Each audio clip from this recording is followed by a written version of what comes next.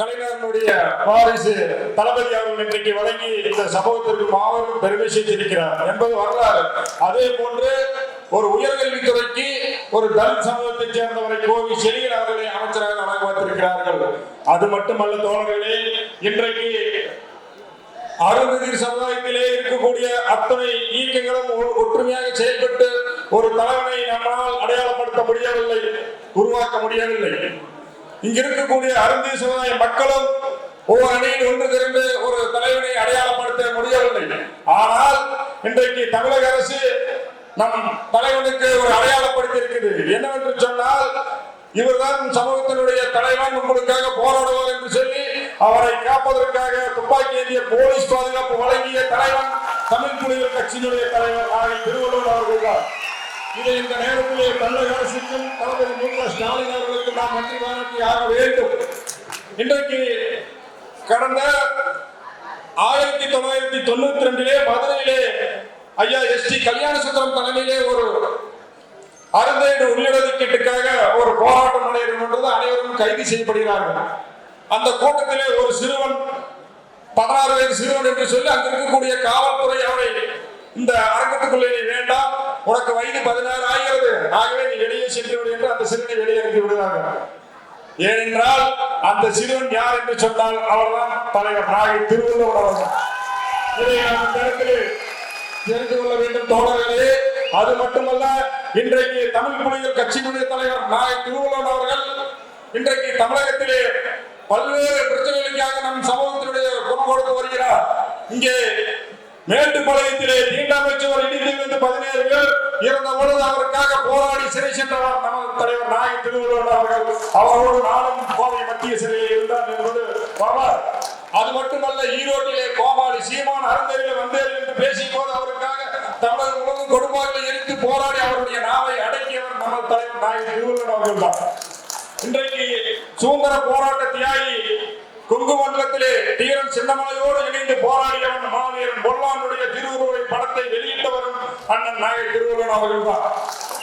அவருடைய மணிமண்டபம் கட்ட வேண்டும் என்று வலியுறுத்தி அவருடைய மாவீரன் பொல்லான் வரலாறு மீட்பு பொதுக்கூட்டத்தை அரசியலில் முதலில் 2017 டிசம்பர் 28 நடத்தியவர் தலைவர் நாகை திருவள்ளுவர் அவர்கள். அந்த நாளை தான் தமிழக அரசு பொல்லானுடைய பிறந்த நாள் விழாவாக அரசு விழாவாக அறிவித்து இன்றைக்கு மணிமண்டப பணிகள் நடைபெறுகிறது. இந்த நிகழ்ச்சிக்கு மாண்புமிகு வீட்டு வசதித்துறையினுடைய அமைச்சர் அண்ணன் முத்துசாமி அவர்கள் கலந்து கொண்டு சிறப்பாக இருந்தது. இன்றைக்கு அவர் தமிழக முதல்வரோடு முக்கியமான நிகழ்வுகளை கலந்து கொண்ட சூழ்நிலையில் அவரால் வர முடியவில்லை. இருந்தாலும் தொடர்ந்து பல்வேறு பிரச்சனைக்காக இந்த அமைப்பு தொடர்ந்து போராடி வருகிறது. இன்றைக்கு தமிழகத்தில் நாம் எடுத்துக்கொண்டால் பல்வேறு பிரச்சனைக்கு சொல்லிக் கொண்டு போகலாம். ஆனால் அருந்ததியர் சமூகத்தினுடைய பிரச்சனை இந்த இடத்துல குறிப்பாக இந்த அருந்ததியர் இடஒதுக்கீடு எப்படி கிடைத்தது, ஏன் அருந்ததியர் இடஒதுக்கீட்டுக்காக சீராவை மனு தாக்கல் செய்த திருமாவளவனை ஏன் கண்டிக்கவில்லை என்று சொல்கிறார்களே, நான் பார்த்து கேட்கிறேன். இன்றைக்கு தமிழ் புலிகள் கட்சியினுடைய தலைவர் நாகை திருவள்ளுவர் தான் இந்த இனத்தின் அடையாளம், இந்த இனத்தினுடைய தலைவர். இவர் குரல் கொடுத்தால் அந்த குரலை எதிர்வைக்கும், அதற்கு பலன் கிடைக்கும் என்றுதான் கேட்கிறார் வெளியே. ஆனால் அவர்தான் முதலில் அந்த மனுவை திரும்ப பெற வேண்டும் என அறிக்கை விடுத்தவர் தலைவர் நாகை திருவள்ளுவர் அவர்தான். ஆகவே தோழர்களே, இன்றைக்கு தமிழ் புலிகள் கட்சியினுடைய தலைவர் நாகை திருவள்ளுவருடைய வழியிலே நாம் நிலையெல்லாம் ஒன்று சேர வேண்டும். இன்றைக்கு இந்த சமூகத்தினுடைய ஒரு மிகப்பெரிய ஒரு சாபக்கேடு என்று சொன்னால் அருந்ததியர் சமூகத்தினுடைய அரசு ஊழியர்கள் தான். புரட்சியாளர் அம்பேத்கர் அவர்கள் தெளிவாக சொல்லியிருக்கிறார், நீ பெற்ற பதவி, கற்ற கல்வி, பெற்ற பதவி அனைத்தும் இச்சமூகத்துக்கு பயன்படவில்லை என்று சொன்னால் இச்சமூகத்தினுடைய முதல் சாபக்கேடு நீதான் என்று அழகாக சொல்லியிருக்கிறார். ஆகவே இன்றைக்கு இந்த சமூகத்துக்காக இடஒதுக்கீட்டுக்காக போராட எத்தனை பேர் இங்க இருக்கக்கூடிய அந்தியூர் செல்வராஜ் அவர்கள் கதர்துறை அமைச்சராக இருந்த பொழுது எனது தந்தையார் மா ராமனோடு அவர்கள் இணைந்து தமிழக டாக்டர் கலைஞர் அவர்களை பல முறை சந்தித்து மனு கொடுத்திருக்கிறார், பேசியிருக்கிறார் என்பது வரலாறு. இன்றைக்கு எத்தனை இன்றைக்கு தமிழகத்தில் ஒரு அமைப்பு எடுத்துக்கொள்ளுங்கள், அருந்ததியருக்காக அமைப்புகள் நடத்தும் எத்தனை அமைப்புகள் இருக்கலாம். ஆனால் இந்த அமைப்புகள் நடத்தி குண்டர் சட்டம், தேசிய பாதுகாப்பு சட்டம் என்று பல்வேறு சட்டங்களை உள்வாங்கி பல்வேறு போராளிகளை சிறை செல்லும் போரை உருவாக்கிய பெருமை தமிழ் புலிகள் கட்சிக்குத்தான் உண்டு என்பதை நான் இந்த இடத்தில் சொல்ல பெருமைப்படுகிறேன். ஆகவே தோழர்களே, இன்றைக்கு இந்த நிகழ்வு என்பது ஒரு சாதாரண நிகழ்வாக நாம் எடுத்துக்கொள்ளக் கூடாது. இன்றைக்கு அருந்ததியருடைய இடஒதுக்கீட்டில் பல்வேறு பிரச்சனைகளை நாம் ஆராய வேண்டும். இன்றைக்கு இந்த இடஒதுக்கீடு என்பது 3% மிகவும் குறையும்.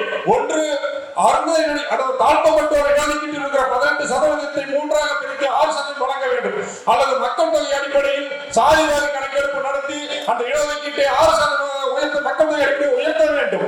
இன்றைக்கு தலைவர் ஐயா கொளத்தூர் மணி அவர்கள் திருமாவளவன் அவர்கள் கண்டித்து உடனடியாக அறிக்கை வெளியிட்டார். அவர்களை நாங்கள் மனதார வரவேற்கிறோம். அது மட்டுமல்ல, கொங்குநாடு மக்கள் தேசிய கட்சியினுடைய தலைவர் கொங்கு ஈஸ்வரன் எம்எல்ஏ அவர்களும் அவரை கண்டித்து அறிக்கை விட்டிருக்கிறார். ஆகவே இன்றைக்கு நம்முடைய போராட்டம் என்பது மிகவும் தீவிரப்படுத்தப்பட வேண்டும். நம் இனத்தை காக்க, நம் உரிமையை காக்க நம் தமிழ் புலிகள் கட்சியினுடைய தலைவர் நாகை திருவள்ளுவரோடு இணைந்து பணியாற்றும் என்று கேட்டு வாய்ப்புக்கு நன்றி பாராட்டி விடைபெறுகிறேன். நன்றி, வணக்கம்.